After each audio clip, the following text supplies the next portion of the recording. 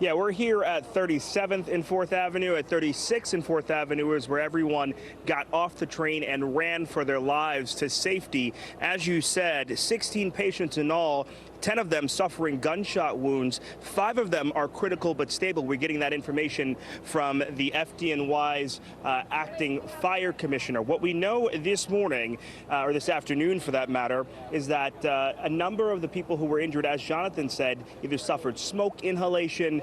Some people were, of course, stepped on as they left. One woman, I'm told by an NYPD source, was a pregnant woman who was knocked over in the race to get out and to get to safety. What we know at this vantage point is we are sandwiched between 3 schools in this neighborhood. We've got a school right here, another school across the street, and then Sunset Park High School behind me.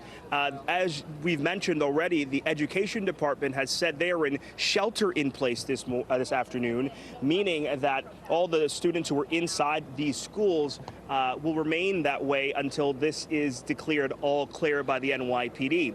You know what that has led to? Parents not knowing if their students have made it inside of school. We spoke to one parent who told us this morning that she did not know if her son was on that train. He lives in Bay Ridge, and her concern was that maybe he was on that train, maybe he saw something. She called the school and was not able to get any answers. We, of course, connected her with the NYPD in all of this.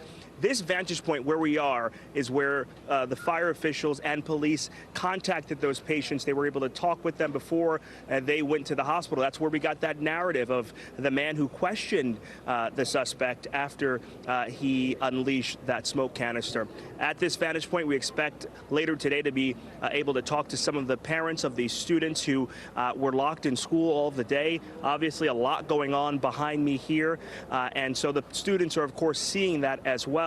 A traumatic day for so many people who were on that train, including the many students that were on that train as well. You saw that video, so many students on that train this morning. But yeah, right here at 36th Street, you are seeing just a crush of police, the FBI, the ATF, all working together to try to determine this afternoon who was behind this and why they unleashed a really traumatic event here in New York City.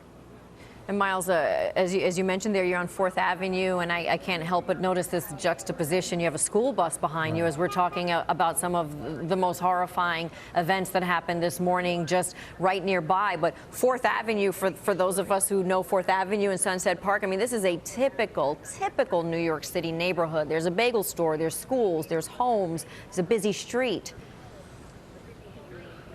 If you were looking for the mosaic of New York, Sunset Park would be your answer. You've got a school here. The students who go to school here have families that come from China, from Mexico, Guatemala. There are white students here. There are black students here. This is really a very diverse neighborhood here. And Sunset Park, for many years, for people who live here, has been a place that's been affordable for them. So they've known that they can raise their families here and not break the bank.